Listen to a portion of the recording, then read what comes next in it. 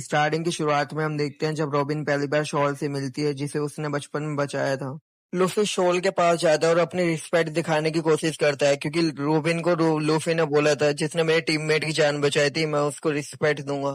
Luffy shawl के पास पूछता है और अपनी कैप उतारता है और बोलता है मैंने सुना है तुमने मेरे टीममेट की जान बचाई थी इसलिए मैं तुम्हारा कर्जदार हूँ। लूफी रिस्पेक्ट दिखाने की कोशिश करता है लेकिन उसे समझ नहीं आ रहा होता क्या बोले क्योंकि लूफी अपना थोड़ा फनी पर्सनैलिटी का है तो उसके ऊपर ये सूट ही नहीं करता। जोरे बोलता है आखिर तुम ये क्या करने की कोशिश कर रहे हो। अपने ऊसोप और चिम्बे भी देख रहे होते हैं और हंस रहे होते हैं। लूफी अपनी बातों को समझाने की कोशिश कर रहा होता है। ये देखकर रॉबिन खुश हो रही होती है। फिर रॉबिन शॉल को सबसे इंट्रोड्यूस करवा रही होती है जहाँ पे शॉल बोलता है मैं लूफी को जानता हूँ, जहाँ पर लूफी प्लेजर को प्रेशर बोल देता है। माहौल काफी अच्छा होता है, सब लोग खुश हो रहे होते हैं। शॉल कहता है तुम लोग काफी ज्यादा फेमस हो यार, वैसे भी मैं एक नेवी सोल्जर था इसलिए मुझे पता है जो फोर एम्पर है वो काफी ताकतवर है।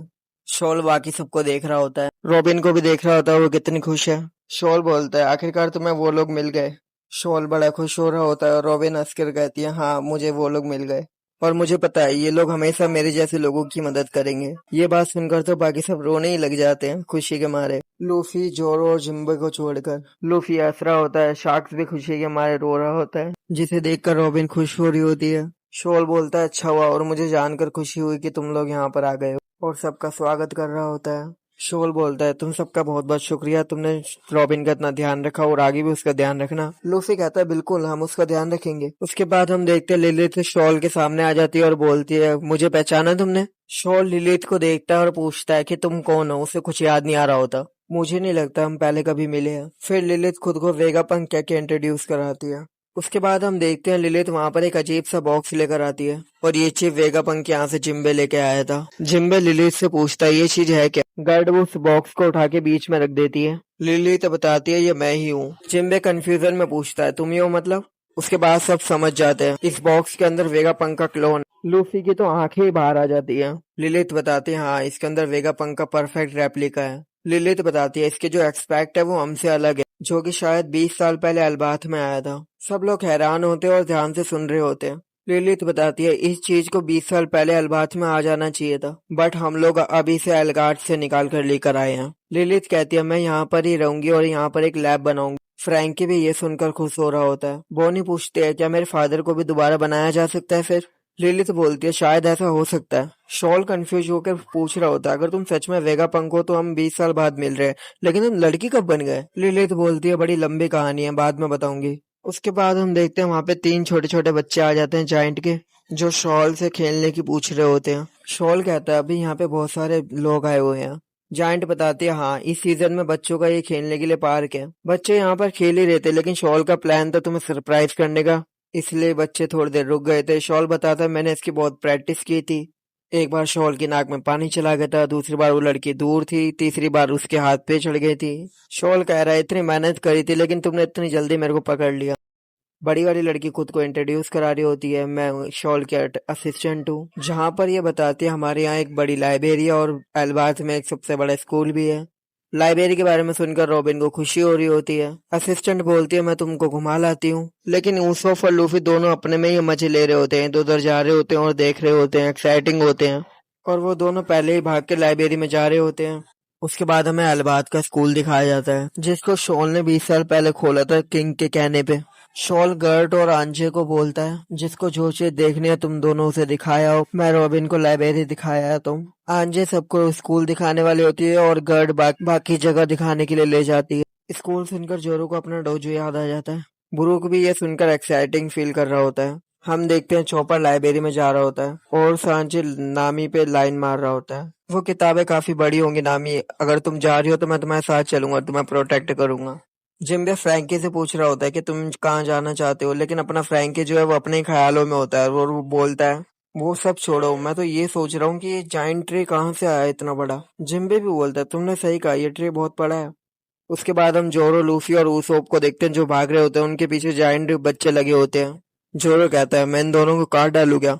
उसोप और लूफी खेल रहे होते हैं लेकिन हम देखते हैं उसके बाद जाइंट बच्चे आ जाती हैं बड़ी, और डांट रही होती है इन छोटे इंसानों को क्यों तंग कर रहे हो। तो वो दोनों बच्चे बैठ के माफी मांग रहे होते हैं, जहाँ पे अपना जोरो तो इन्हें ब्रैड भी कह देता है। यूसुफ कहता है तुमने हमें नन्हे बच्चे कह लिया, नन्हे इंसान कह लिया, तुम भी जोरो की बात को सीरियस मत लो। ऊसोप कहता है वैसे भी तुम लोग कभी ना कभी तो लड़ने जाओगे बोट लेके। बच्चे कहते हैं नहीं, हम ऐसा नहीं करेंगे, ये बहुत खतरनाक होगा। ऊसोप कहता है पर तुम आने वाले सोल्जर हो। बच्चे बोलते हैं मैं पायलट वगैरह नहीं बनना। ऊसोप हैरान होकर बोलता है व्हाट। बच्चे कहते हैं नहीं, ये बहुत खतरनाक है, वॉरियर बनना अब इतना कूल नहीं रहा। बच्चे कहते हैं तुम लोग यहाँ से जाओ वरना तुम पे मुसीबत आ जाएगी। तभी हम देखते हैं अचानक से जमीन हिलने लगती है। अपना लूफी तो एकदम सही जगह पे गिरता है। लूफी अपने अलग ही मजे ले रहा होता है। उसके बाद हमें एक जायंट दिखाई जाती है जिसके ऊपर ये तीनों खड़े होते हैं, जो कि बायोलॉजिकल टीचर होती है। मुझे इसका नाम नहीं पता तो मैं इसका नाम आना रखूंगा। ऊसो पूछता है अगर आप इनकी टीचर हैं तो मैं आपसे एक बात पूछना चाहता हूँ, ये लोग आखिर वॉरियर क्यों नहीं बनना चाहते? मुझे तो यही लगता था कि अल्बात में सब वॉरियर बनने के चाहते हैं। आना कहती है क्या तुम शौक हो गए? लेकिन इन लोगों ने तो पूरी सेंचुरी देखी है जहाँ पर अल्बात के लोग इधर उधर जाते रहते हैं, जहाँ पे उन्हें वॉर मिलती है, लड़ाई मिलती है। लेकिन अब टाइम बदल चुका है। तुम लोग का अल्बात में स्वागत है, शॉल ने मुझे तुम्हारे बारे में बताया था। उसके बाद हम देखते हैं वहाँ पे आंजे भी आ जाते हैं, लेकिन अपना ऊसोप जो है वो नाराज हो जाता है कि उसे भरोसा नहीं हो रहा कि अल्बात के बच्चे अब वॉरियर नहीं बनना चाहते, जिसका मतलब जो अल्बात है वो अब वॉरियर का नेशन नहीं रहेगा। आना बताती है हमारे ग्रेट किंग ने एक बार कहा था हमें ट्रेड को वॉर से ऊपर चुनना चाहिए। उनका ये विचार अल्बात के पुराने लोगों के साथ मैच नहीं करता था, लेकिन फिर भी उन्होंने ये किया।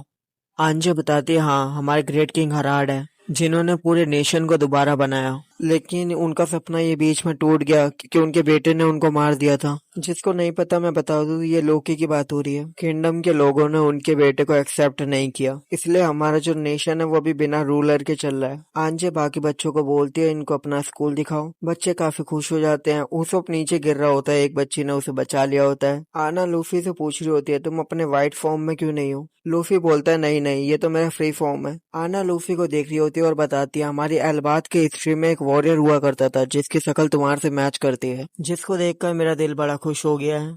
जिसके बाद एक बच्ची आती है जो लूफी को ले जाती है। उसके बाद हम शॉल को देखते हैं जो बाकी सबको लाइब्रेरी में ले जा रहा होता है, जो बता रहा होता है कैसे हजरुद्दीन के साथ मिलते हुए उसने बुक्स को बचाया है जिनको बहुत बड़े बड़े लोगों ने लिखा था और बचा कर रखा था। शॉल, चॉपर, बॉनी, रॉबिन सब लाइब्रेरी के अंदर जा रहे होते हैं। तभी हम देखते हैं रॉबिन लाइब्रेरी के अंदर जा रही होती है, तभी उसके हाथ की बुक जो है वो अचानक से बड़ी हो जाती है। रॉबिन ये देख के हैरान हो रही होती है, वो पूरी लाइब्रेरी को देख रही होती है इधर उधर। हम देखते हैं इतनी बड़ी लाइब्रेरी होती है, उसके अंदर कितनी सारी बड़ी बड़ी किताबें होती है। सब लोग देखकर हैरान हो रहे होते हैं। शॉल बताता है हाँ, तुम जो भी बुक लाओगे वो यहाँ पर बड़ी हो जाएगी। शॉल सबका लाइब्रेरी के अंदर स्वागत कर रहा होता है। शॉल बताता है यहाँ पे जितने भी किताबें हैं ये सब उसने ओहारा में बचाई थी, जहाँ पर उसने एक एक बुक को ढूंढ कर इकट्ठा करा है। रॉबिन को ये सुनकर अपनी पुरानी बातें याद आ रही होती है, जहाँ पर उसकी सारी बुकें वगैरह जल रही होती हैं। पूरी जो हिस्ट्री थी वो जल रही थी, लोग वहाँ पे अपनी किताबें बचा रहे होते हैं ताकि जो हजारों साल की हिस्ट्री है वो बची रहे।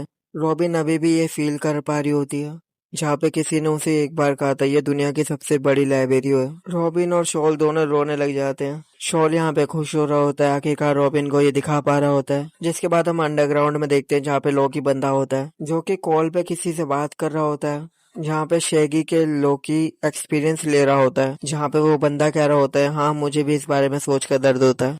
लोकी कह रहा होता है अच्छा, लेकिन तुम्हारी जगह में होता तो अभी तक सबको काट दिया होता। जहाँ पे वो बंदा बोलता है नहीं यार मैं इतना बुरा नहीं करना चाहता। लोकी बोल रहा होता है तभी तो तू कमजोर है, अगर कोई छूट जाता है तो उसे समझाने के लिए ये सब करना पड़ता है, वरना वो लोग रिवेंज के लिए वापस आते हैं।